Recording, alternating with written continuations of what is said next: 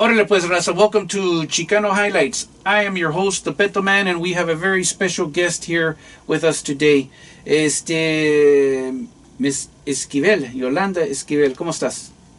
Pues bien, gracias a Dios. Órale. Sí, gracias a Dios. Y All right. So let's start off with your background. ¿De dónde son tus padres? mis padres, bueno, mi papá era de McAllen, Texas, y mi mamá de Donna, Texas. Ah, de ahí del Valle del Río Grande de Texas. Órale. And ¿de dónde eran ellos? Were they originally from there? Sí, los dos. Los dos. All Los right. dos, Okay. sí. So we're talking before the takeover of Texas. Sí. Ah, mira Sí. nomás. Los abuelos Ajá. de mi abuela Mhm. vivían ahí en la área de Donna, Texas. Oh, wow. Y tenían propiedad allí, los abuelos de mi abuela, ¿no? Tenían bastante propiedad en ese tiempo, cuando Texas todavía le pertenecía a México. All right. What did your father do and what did your mother do?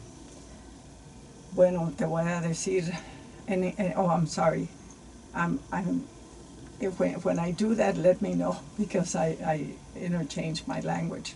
No, está bien. No. We speak bilingually here. Oh, okay. So in español, however and whatever you're comfortable with. Oh, okay. Well, again, could you give me the question, please? Absolutely. ¿Qué hicieron tus padres? Me estás preguntando en español o que te voy a contestar en español, ¿eh? Sí. Bueno, mi papá, de lo que yo recuerdo, ¿verdad? Era soldado en el ejército americano, ¿no? Era en la marina, se había dado de voluntario. Mi mamá trabajaba de mesera en un restaurante, pero no se casaron, no estaban casados. Yo, verdad, nací fuera del matrimonio, así es que así me crié, ¿no? No hay preocupo. Eso es natural, ¿verdad? Antes que vinieron los cristianos, todos nos casamos, ahí estábamos juntos. Así no era la cosa, ¿verdad? Dime, ¿cuántos hermanos y hermanas tuvieron tus padres? Bueno, yo fui la única. Mi padre se llamaba Adolfo Almaraz y yo Yolanda, ¿verdad? Me pusieron Yolanda Almaraz. Mi madre sí me puso el apellido de mi papá, aunque no estaban casados. ¿Y tu mamá? ¿Cómo se llamaba? Mi mamá se llamaba Ninfa Reyes y tomó, claro, el apellido de su papá. All right, so you're an only child, ¿verdad? Oh, no, really, my mother, I was the oldest, okay? I was the oldest of my mother's children. She had 6 children. And my grandmother also had 6 children. Wow. Okay. ¿Y cómo se llamaban todos tus hermanos y tus hermanas? ¿Cómo se llamaban? If you can remember and as fast as you can. Okay. Mi hermano, el que se me sigue a mí, se llama Crisanto Hernández. Y mi hermana Sandra Hernández, el otro Jorge Reyes y Julio Reyes. All right, cool, awesome. All right, and so you were the oldest. So are they all still alive? No. No, okay, okay. Tengo 2 hermanos que fallecieron. Mi hermana Sandra Hernández y mi hermano Jorge Reyes fallecieron a los 2 a la edad de 47 años. Wow, yeah. Así es, ¿verdad? Qué tragedia. So where did you go to elementary school, middle school, and high school? Okay, I went to elementary school in Texas, in Edinburgh, Texas. My grandmother had bought a little house there in Edinburgh, Texas, and so we moved to Edinburgh, and that's where I went to school. I started elementary school there, and then middle school I went to Donna, Texas, for middle school, and high school. My first year in Donna also, but then we moved to the Coachella Valley in California. All right. So then, in high school, más o menos qué año era? In high school, when we first moved over, it was 1967. Wow. Mm-hmm. All right. And so then, gradaste, and then you moved to Coachella, or gradaste and you moved afterwards? Well, when I from Donna, Texas, I did my freshman year there, and then we moved to the Coachella Valley because of the grape circuit. Yes, Mm-hmm. we were also migrant workers, and so we went to the Coachella Valley because we heard of how the pay was so much better than what we were receiving in Texas. Wow. And that was in, 1967 or 68? No, it was 67, and that's the year that I started high school here in the Coachella Valley. Wow. Okay. All right. And so then, at what age did you start working the fields? I was 6 years old. Wow. Really? Yes, that's the age of my little brother, also at the age of 6. My husband also, he started at the age of 6. We would start working at a very early age in Texas, yes. From what hour to what hour did you work as a child, verdad? Yes, as soon as the sun was up, we were there. Sometimes it was still kind of dark sometimes. But then we wouldn't be out of the fields till about 5 or 6 in the afternoon. Wow. When did that law change? Because I know, child labor laws, right? Did it ever change? Not for us. Mm-hmm. If it changed, maybe other places, but not in Texas. Wow. Yeah. Okay. No, it was a big difference in Texas. For example, when I was 12 years old, that I was working in the fields, I would work all day to earn $5 a day or $4.50 all day. But in California, the reason we came, I didn't want to come to California because I was doing pretty good in school. In high school and middle school, I did well. But I didn't want to come to California, but when they said, well, you know what, in California, if you work just from 7 o'clock in the morning to 12 o'clock in the afternoon, just 12 noon, by then you'll make $25. They didn't have to say it twice. Vámonos, Recio. Súbanse todos al carro, vámonos. Sí. Ajá, no, vámonos, sí, cuando llegamos. ¿Verdad? All right. Okay. So then, and you worked in the fields until what age? Más o menos, when you left the fields, ¿verdad? I was 15, and the only reason really that I left, because my mother kept on working in the fields. The reason that I left was because Cesar Chavez came to the fields where we were. We hadn't been working there very long, and he came and he spoke to us. He dijo, hermanos, venimos porque estamos haciendo huelga. Y queremos que ustedes nos apoyen, y la manera que lo pueden hacer es que se salgan y se unan con nosotros. Y mi mamá me sorprendió mucho porque a pesar de que necesitábamos trabajar, ella entendió, ¿no? Y dijo, vamos a salirnos, mija.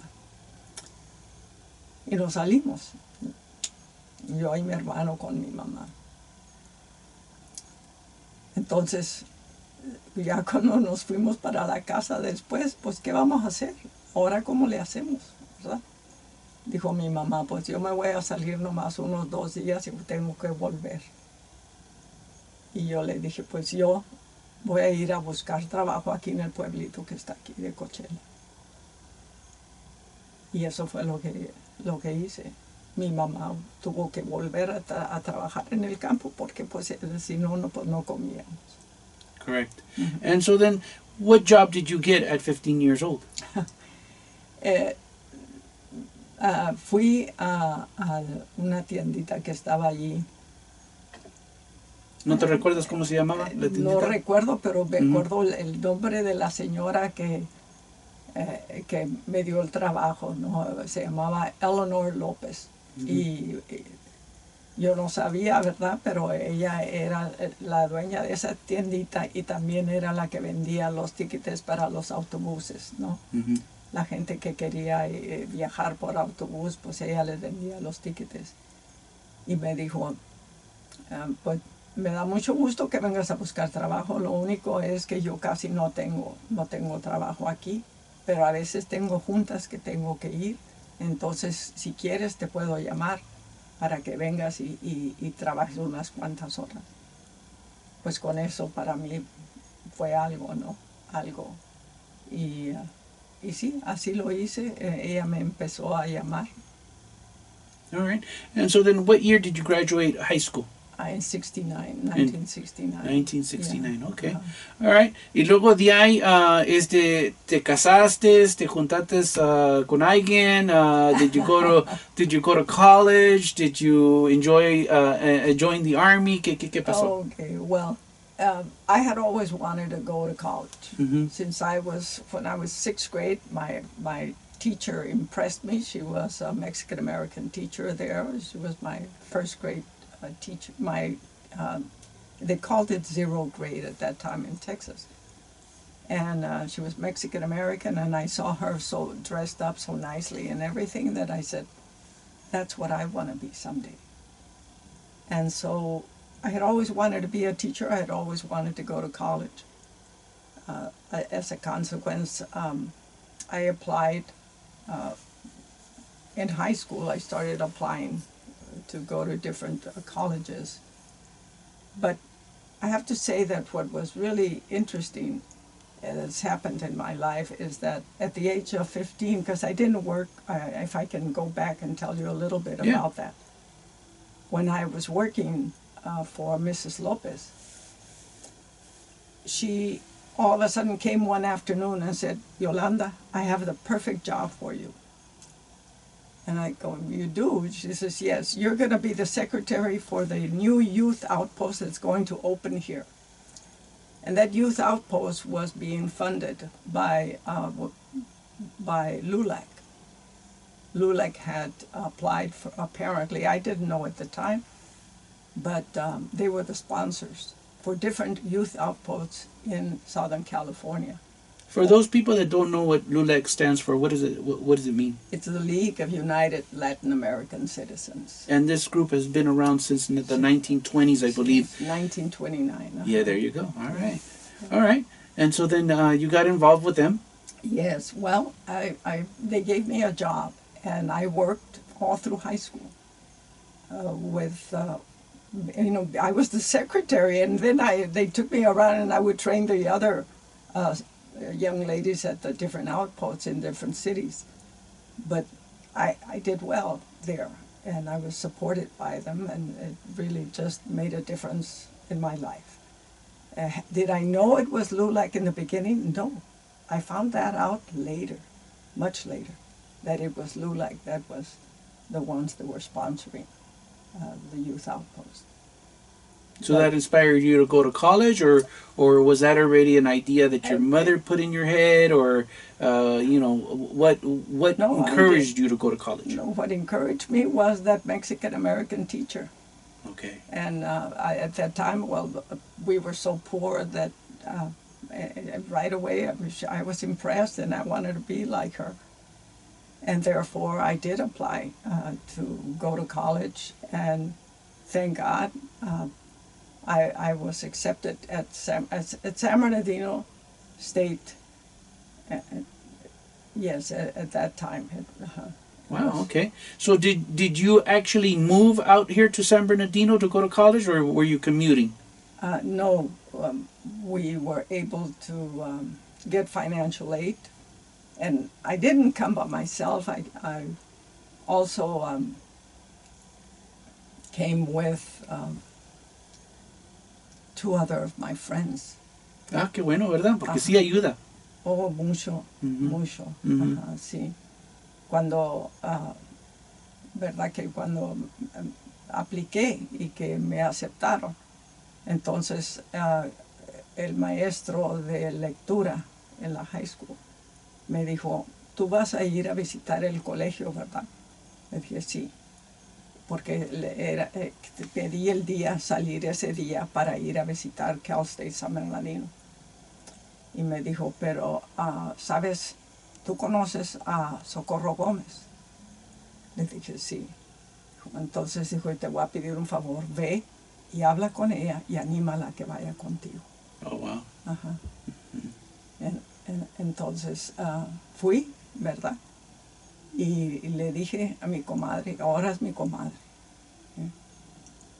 Y en ese tiempo cuando le pregunté, I asked her, would you like to go to Cal State with us? And I was going to go also with another friend of mine that wanted to go to college too. Her name is Edith Escamilla. And we were friends, and she wanted to go. She was accepted also. So I was the only one that had a car because I had a job. So I bought myself a little car. And Edith was coming along with me. But Socorro, we were friends, but not close friends like Edith. So when I went up to Socorro, I said, Socorro, how would you like to go to Cal State San Bernardino and apply for college there and see if you'll be accepted? And she goes, what? No, I don't think so. What am I going to do there? No, I'm not going to do that. And I go, well, what if you just go for the ride, just for the day? And she goes, I said, just think of it. You won't have to come to school. Bribery. And she goes, hey, that's a good idea. Okay, wait for me. Let me go. I'm going to go change real quick, and I'll be ready. Okay, well, let's go. Right. And she joined us. So you were there for 4 years, right? Yes. At Cal State San Bernardino. Yes. What was your BA in? It was in Spanish. Oh, wow. Okay. All right. And mind you, we had never had a class in Spanish. In Texas, we were not even allowed to speak Spanish. Really? Yes. Qué malos, ¿verdad? No, they were horrible. Desgraciados. Sí. All right. And so then your BA was in Spanish, and then did you get your master's, or did you get a teaching degree? I got a teaching degree, and then I got a master's. Wow. Yes, in education. I got my master's in education. But what year was this by the time you finished everything? Oh my goodness. Well, by then... Más o menos. Yeah. By then, when I got my master's, it took me a long time to get it because I did it off and on. Right. So I think it was like in 1980 that I graduated college in 1972. Okay. And in 1980, I got my master's. All right. Cool. All right. So let's jump into a couple of things here. Did you automatically start teaching, and where did you start teaching? I started teaching in Coachella. That's where I did my student The teaching. city of Coachella, right? Yes, Because some people get confused with the Coachella Valley, ¿verdad? No, this was in the city of Coachella. Yes, I started.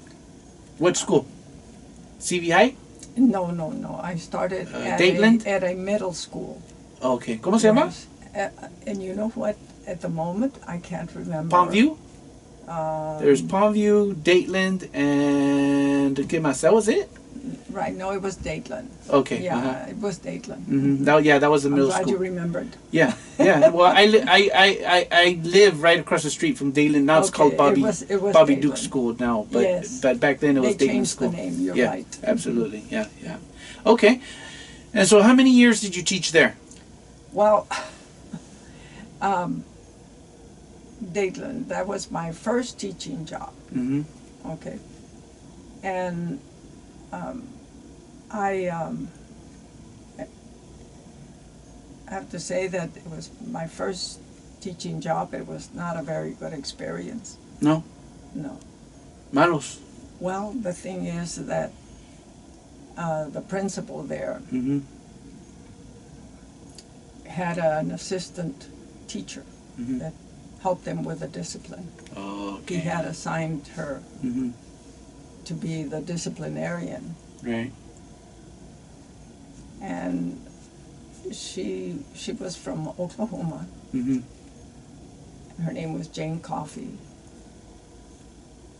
And she came up to me, to my classroom, and knocked on the door. She says, "I want you to see this." And she had a little boy, a little Mexican boy, dark complected like my brother, my youngest brother. Indio de los indios. Bien así como mi hermanito. Y lo agarró tan fuerte y lo estrujó tan fuerte y soltó él el llanto, ¿no? Y yo me quedé sorprendida, bien sorprendida, me molestó tanto. You know, but what she said to me, she goes, "I want you to learn from this, because this is the only way they learn." Okay. So, Yeah, for those people that are watching and listening, you know, we're talking about capital punishment of children. Back in '72, and I don't know when it actually finished, they would beat children if they got out of line. They would spank them, which was one way, and before that it was even rougher, ¿verdad? yes. Yeah, exactly. Yes, and I was not expecting that, because I kept telling myself, when I graduated from college, I had told myself things have changed. They're not the same anymore, and meaning I'm referring to the discrimination, to the abuse. I thought things had changed. When I experienced that right in front of me, and then the words she said, and I felt so helpless. I remember I started trembling. I couldn't do anything. I couldn't even speak. I was so upset, and my heart hurt for that little boy. That in his scream, I know how he felt, because I had experienced something very similar to that when I was 6 years old, by a white person. And at the time, I didn't say anything to her. I just turned around and went back to my class and tried to function as best as I could. But then I thought to myself, how is it that you said nothing and did nothing? You're not a child anymore. You have to do something. So I kept, what I did is I went and told Mr. Killian, he was the principal. I told Mr. Killian of what I had witnessed. And he says, "Oh, Yolanda, you know, that's what needs to be done in order to have discipline here with the students." And of course, I didn't agree. However, I knew I wasn't going to get through him, so I just let it go, and I kept thinking about it, how things had not changed one bit, that they were still the same, because the abuse that we suffered, my brother and I, when we were in Texas, was terrible. And therefore, I kept thinking about it, and my friend, Socorro Gomez, became a teacher also.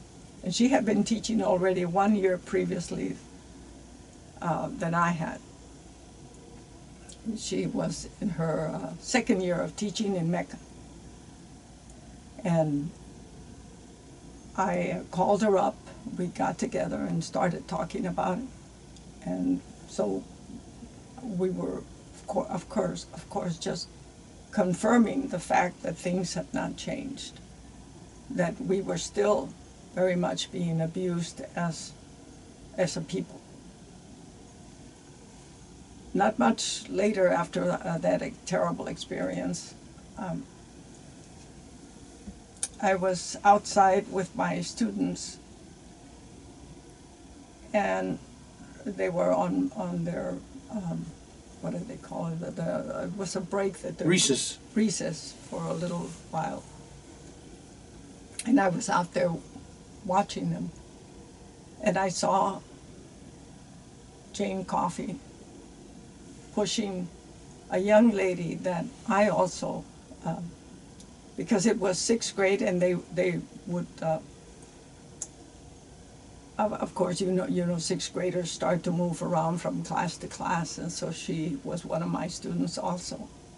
And I saw Jane Coffey pushing her down the hall, and pushing her hard. That would have been más o menos around 11 or 12 years old. Right. Mm-hmm. And she went to the office, all the way down there. She was pushing her, opened the door, and pushed Blanca in. Pushed her so hard she hit the wall. And I just couldn't believe it, that our children were being treated that way. Because I knew Blanca.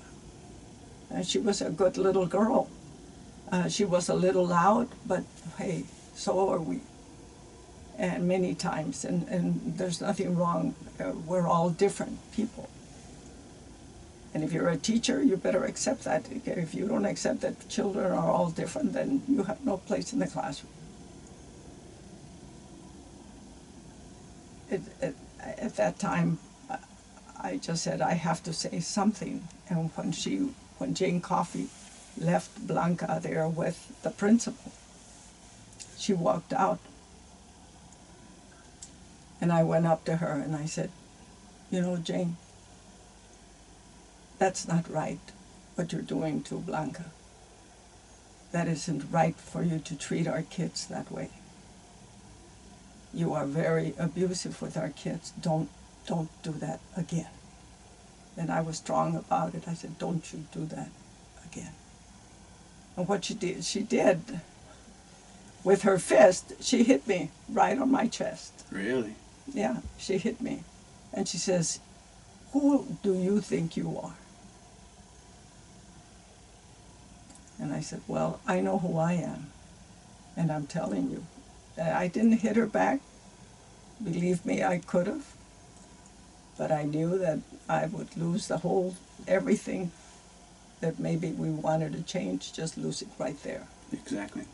And that's probably what she wanted to do. Yeah. But I didn't. I just said, I am just telling you, don't treat our children that way. Right away, I went to the principal's office and told him what had happened. He says, Yolanda, please. You know, Jane, this is the way she disciplines, and it works. I said, well, you're not going to talk to her or anything about it? That is wrong? Why is she treating our kids that way? He goes, well, because it's needed. So I said, okay, all right, then you don't want to do anything either. He goes, I mean, what is there to do? It works. So I knew that there was no sense in really talking to him, because to him it made sense, but not to us. So mind you, that was my first year, and nevertheless, because you know, my friend Socorro had also met Chavez and had been close to the movement. We started to talk. I had only met Chavez walking out that time. but it also instilled in me what he was doing, saying enough is enough. We're not going to take the abuse. You know, that's what Chavez, for us, what he meant. We are human beings working out here. Our children are human beings. We have to be treated as human beings. And what he was doing was organizing. And we picked that up, to organize. Who? The families, the parents of the children. And that's what we did. We organized a parent group and started to protest. At that time, we went to the radio station, and at that time, Yolanda Esquivel was the manager there at the Spanish radio station. KBCR, yeah, KVIM. He was the manager. And we asked to have to do a program there, because he would have he was involved in doing a very important program that came on every night at 7:30, and it was about community issues. I wish I could remember the name right now. I'm kind of... That's okay. No, not a problem. I can't remember the name of the program, but it was popular. So I called him up, and I have to say I didn't like his reaction, because I said I was wondering if we could do a program next week, something like that, you know, another day, set it up. And he goes, "No, come tonight." And I go, "Well, we're really not ready. If we can do it, you know, next week." He goes, "Well, if you don't come tonight, you don't come at all." And I go, "Oh my goodness, okay, we'll be there." So needless to say, I didn't care for him too much. But we went, and it was a very successful program, because, of course, I didn't know Gilberto at the time. I didn't know him at all. And the thing is that we found in him that he knew the right questions to ask in reference to what was happening, because he had already been involved in the Chicano movement in Texas. He had experience. He had been with Jose Angel Gutierrez, and they had already done quite a bit of work in Texas. And so for him, what we were doing just came natural, like that was the thing to do. And so what he did was, after the program was very successful, because our community listened, they understood, and they joined us. And Gilberto, what he did was give us also some input, some ideas that helped tremendously. So we continued our work to organize and the parent group, and let the community know of the abuse that was going on. And at the same time, we started demanding that we needed bilingual education for our children, because we did not need the type of system that Texas had, where they forced you, even though you didn't know the language. If you didn't say, if you were speaking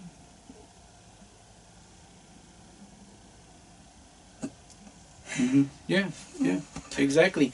And so then, you know, there was a lot of people involved in the Chicano movimiento at that time, right? Especially in Coachella. Maybe you can help me with some names here. Mr. Loya, right? Raul Loya. Yes. It was Mr. Fuller. It was Ray Rodriguez, I believe. Yes. Those were three people that I know that were involved. Mr. Loya actually was my vice principal at Wilson High School. Wilson Middle School in North Indio. So I got to meet him, but I never knew about the Chicano Movimiento, to be honest with you, ¿verdad? Until I really reached este College of the Desert. And then Mr. Fuller, I never met him, even though I went to Indio High School for 2 years, but I know he was there. And Ray Rodriguez, I never met him either. I actually met him afterwards. But these were also individuals. What other individuals were important in the movement in Coachella? In Coachella, well, I think later we had, what happened was that we were able to organize the biggest, with the help of the radio station, the biggest protest ever in the Coachella Valley. Yes. We called for a boycott and for a walkout, and the students came out, and so we made those demands, and they complied with bilingual education, and they wanted to take our credentials because my friend Socorro and I we had 2 other teachers that joined us, Roman Koenig and Carlos. My goodness, I forget Carlos. I have it in a book. That's okay. It's all right. And Carlos, and for Carlos, it was also his first year, like me. Right. But there were 4 of us that started. They joined us. Right. Roman Koenig and Carlos joined us as teachers, and Gilberto was also helping. We were able to get that walkout, and because when we did that, we were signaled out as just teachers that were creating unrest, that we were against the American system, and that we were communists, and you name it. They started to label us in with different names. They wanted to take our credentials away. But when they saw the community walk out like that, the students from the high school, elementary, they all walked out. What year was this, más o menos? This had to be like, I think it was like 1974. Okay. Yeah, 74. Right. And as a consequence, the district, they sent in, they hired a new superintendent, and that superintendent was able to negotiate a little better with us. And one was to bring bilingual education, and the other, of course, they still wanted to take our credentials away. However, because of the union at that time,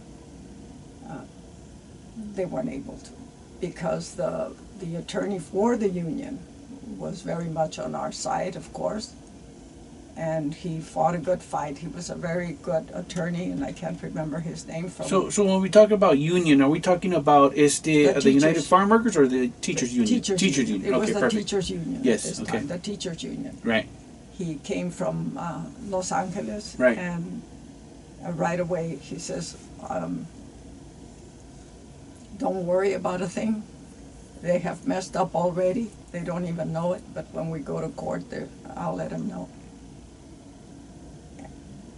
And right now I can't remember what the issue was, but apparently they had not followed the law the way it should have.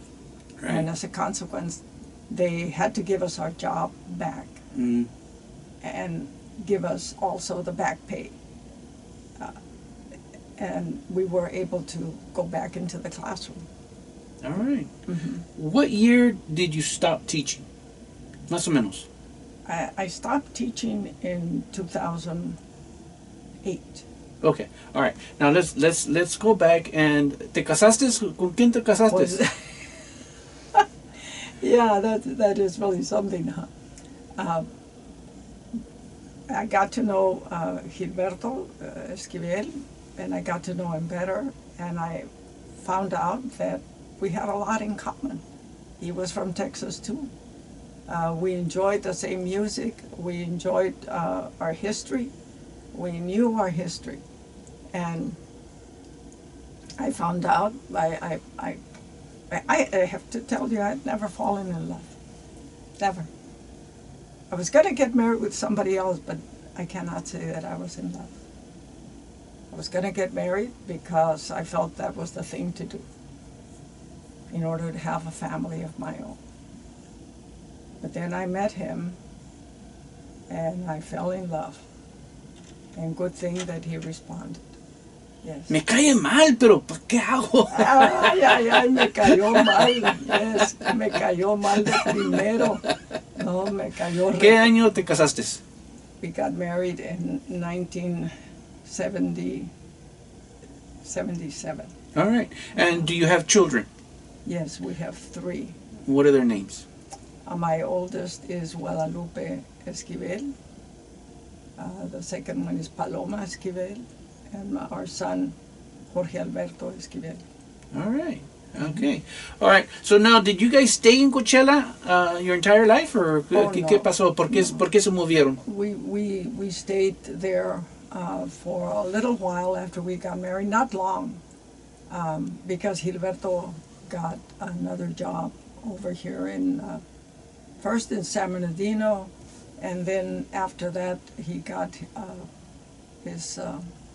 his job in Riverside. And at the time, by that time, he asked to have part ownership of the radio station La Diferencia, KDIF, in Riverside. So we moved to Riverside. First, we moved to Moreno Valley in 1986, and after we were there for about 4 years. But he was working at KDIF already. He was part owner at that time. And after 4 years, they decided that we're going to buy another station and go in a partnership in Texas. So we went. We had always wanted to go back to Texas. So in 1990, we moved. They invested in another radio station in Texas, San Antonio. And we moved to San Antonio. We were living in San Antonio for 4 years. And then we decided we wanted to come back to California, and we did. No, it's too humid y las moscas están bien grandes. Más que eso, no, más que eso, mucho más que eso. Yeah. Y así las moscas tan grandes, los zancudos tan más, ¿no? Yes. So you came back to Riverside, and you're both retired now. You're still together, ¿verdad? Yes. And tell me about LULAC, because you are a lifetime member of LULAC. And ¿qué hace LULAC? Well, LULAC is an advocate, has always been an advocate for our community, our Latino community. And as a consequence, other people have, people of all colors have benefited from the work that LULAC has done. The League of United Latin American Citizens, they are advocates for social justice, for better housing, better education, better health. So LULAC has done an incredible job throughout its history to advance the rights of our people. And today it continues to do that. Right now, though the name LULAC never comes up. I know they bring up the NAACP and so forth, but LULAC never comes up. And I don't know if you've noticed, but even here in Riverside, the work that LULAC has done has been quite a bit. Nevertheless, it never comes out in any newspaper or any media because I think they really resent the work that is being done by the Latino organization, and they know what they're doing. And so LULAC has a yearly event, health, ¿verdad? Where you guys bring out dentists, doctors, all kinds of stuff that is free, a yearly event that really helps the community, ¿verdad? Yes. That when we came back from Texas, I got a job teaching in Moreno Valley at Badger Springs Middle School, and Gilberto was running the KDIF station. He's continued to run it. Even though he was in Texas, he was still running both stations, the one in California and the one in Texas. But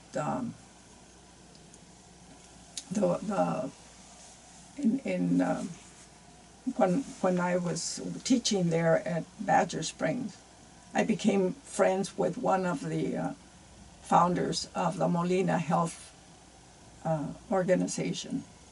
And because of the work that she was doing, and she was such a great person, I came up with the idea that perhaps we could have a clinic there at the school and provide some medical attention for our families.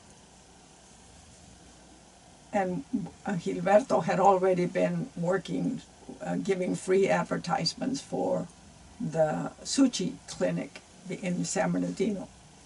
Dr. Rivera had come to Gilberto asking him for free advertising for the clinic that was going to take place in San Bernardino by the Suchi Foundation.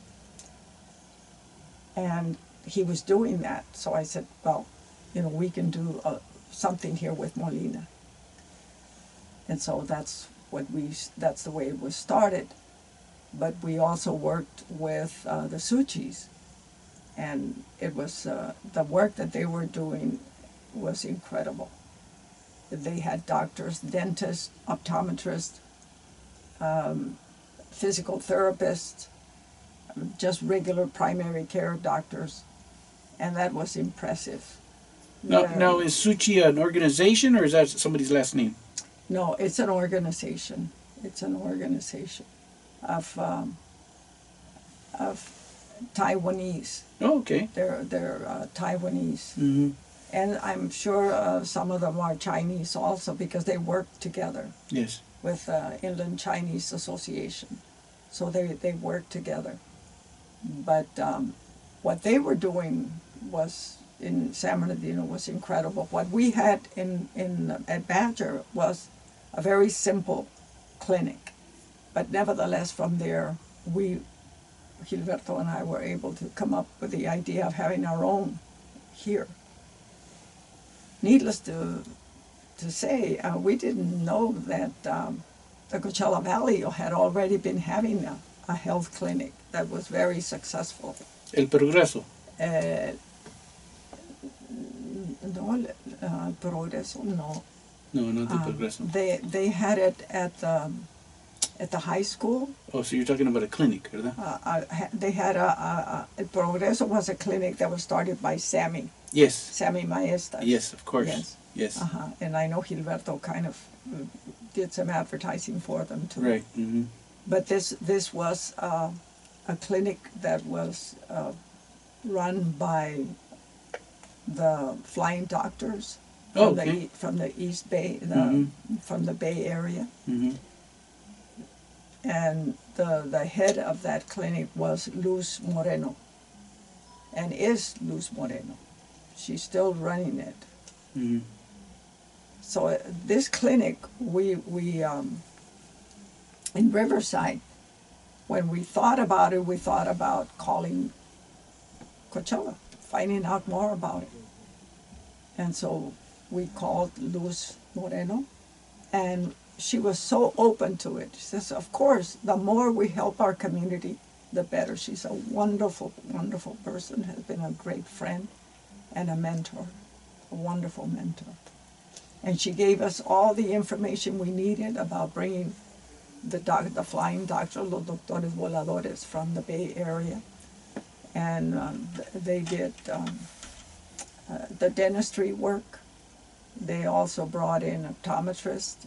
But the optometrists, they also gave us a recommendation of working with the Lions Club. The Lions Club have optometrists that do the work free and also provide recycled eyeglasses free. All right. At no cost.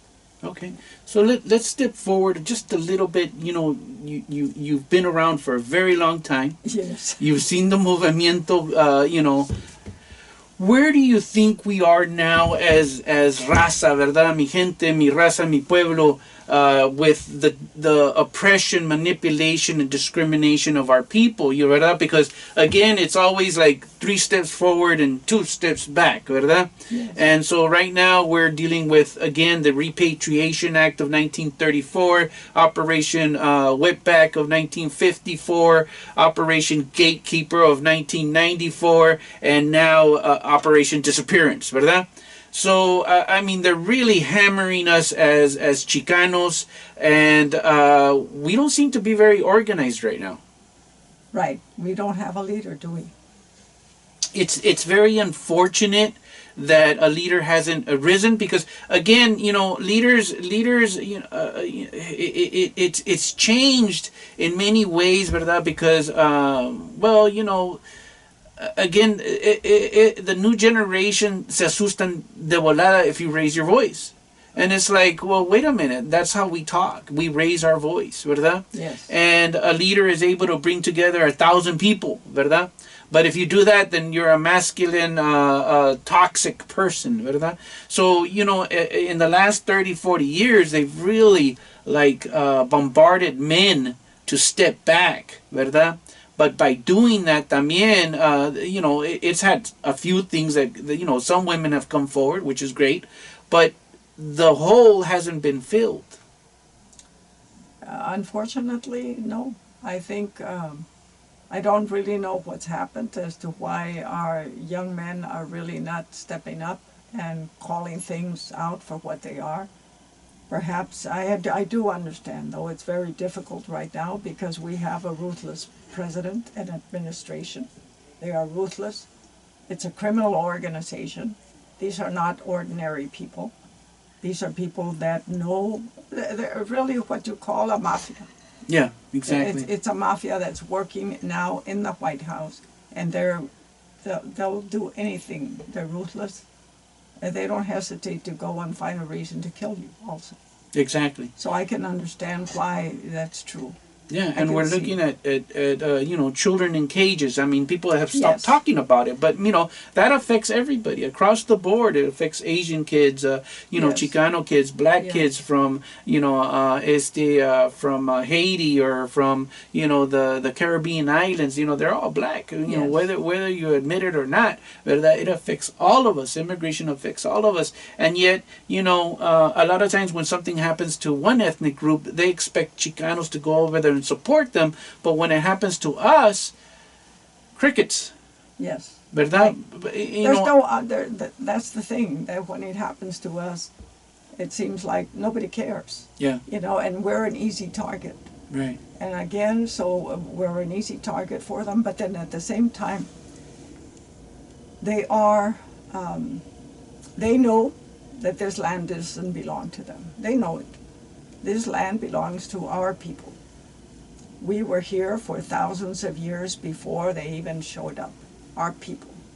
We have Indian blood, and that's who we are. You know, we are mixed, yes, but nevertheless we're native to this land, to this continent. And our young people should know that we are native to this land. We're not immigrants. We didn't just come out of the blue to be part of this land. The way they did. They just came in and set themselves here. And I'm not talking about all of them, okay? I'm not, because there's a lot of course, white people and other people, other races that also are good people, that like we are. Yeah, we exactly. are good people. Mm-hmm. I mean, I'm not talking about them. I'm talking about the white supremacists, because that's what they are. Exactly. Absolutely. And I have to say, I want to say this, that the group that is doing the most damage right now is the white nationalist Christians. They are really behind everything. They're behind Trump, and they are happy when they see our children in cages. They have no empathy because they've been trained that way. They've been taught by their pastors And yet they're sitting behind doing nothing. I mean, they're happy, they're enjoying what's happening. They're enjoying it while our people are suffering. And nobody targets them. Nobody talks about how the harm that they are causing our community. And if you see them, when Charlie Kirk died, the stadium's full of people. And what is it? They have learned to hate Latinos, that they don't mind if we're all killed. So we have to be very conscious, even those Latinos that are now part of that Christian movement, they will be, eventually when they get rid of the rest of us, they're going to go after them too. That's right, because they're tokens. They're Yes, used as pawns. they're being used. Yeah, to go against us, ¿verdad? Divide Yes. and conquer is what Yes. and you know, they believe in, you know, the Christian faith, y que esto que el otro, but that's not the point. The point is that Charlie Kirk used the Bible, phrases from it, and sentences from it, but he didn't know the Bible. He doesn't know Jesus. You know, Right. he's a false prophet, Right. using the Bible as a weapon against everyone, to push their agenda, and he was making money. I mean, he made millions, Right. doing what he was doing, Right. and he was propped up by the oligarchy, the rich and the powerful, to do this, ¿verdad? And to Yes. destroy the Chicano here in the Yes. United States. And bottom line, what they're doing is that they're getting rid of not just the so-called undocumented, ¿verdad? But of anybody of brown color, whether you're a citizen or whether you're not. No nos quieren para nada. Right now, you know, we're going into Iran, ¿verdad? And who's the majority of the soldiers? Chicanos, right? And the Right. Chicanos are usually put in the front to Right. die. So they're killing us here at home, and they're going to kill us in war, ¿verdad? To eliminate as many of us as they can, porque nos tienen miedo. We are becoming the majority within the United States, and they are becoming the minority. That's why this whole thing to shift the rules, to change the rules, to change the Supreme Court, to change Congress, ¿verdad? So that they can stay in power, and they're trying to create an apartheid here as they did in Africa, ¿verdad? Sí, eso es lo que quieren hacer. Lo único es de que, ¿verdad? Como en África, ahí el hombre blanco no pertenecía, pues Exactly. se metió nada más para conquistar y explotar. Yeah. Y lo mismo aquí. Yeah. Se metieron aquí y eso es lo que han hecho con nosotros. Nos han explotado por generaciones, nos han abusado por generaciones. Y ahora que somos muchos, ¿verdad? Y también nos gusta la democracia. Creemos en la democracia. Sin embargo, ahora a cualquiera de nosotros estamos en peligro. Todos, si somos latinos, estamos, y los que crean que no están, después se van a dar cuenta. Ojalá que no, pero sí, de que todos los latinos somos una amenaza para ellos, no nos quieren ver. La cosa es que no entienden, ¿verdad? No aprenden de la historia de que lo que pasó con Native Americans, ¿verdad? Geronimo, que era líder spiritual, ¿verdad? De los Apaches, ¿verdad? A él lo agarraron y agarraron a sus primos que andaban con the blue coats, ¿verdad? Con los güeros, ¿verdad? Y se los llevaron a los dos y los ponieron en concentration camps in Florida. So these, you know, his own cousins turned them in. And they thought that they were going to be let free and that they were going to enjoy, you know, being free. But no, se los llevaron a ellos también. They were the so-called, the primos were the so-called sellouts, ¿verdad? Mm-hmm. And so this is what happens. We have to learn from history, you know, the patterns that the güero does to all of us, to divide and conquer. And then they do it to both of us, you know, the ones that agree and the ones that don't. So, to wrap it up, ¿verdad? Porque ya vamos a acabar aquí. Okay. Hay unos mensajes o una historia, algo que me quieres decir to wrap it up? Bueno, no, lo único que quiero decir es de que no tenemos que perder la fe. La fe siempre nos ha mantenido adelante.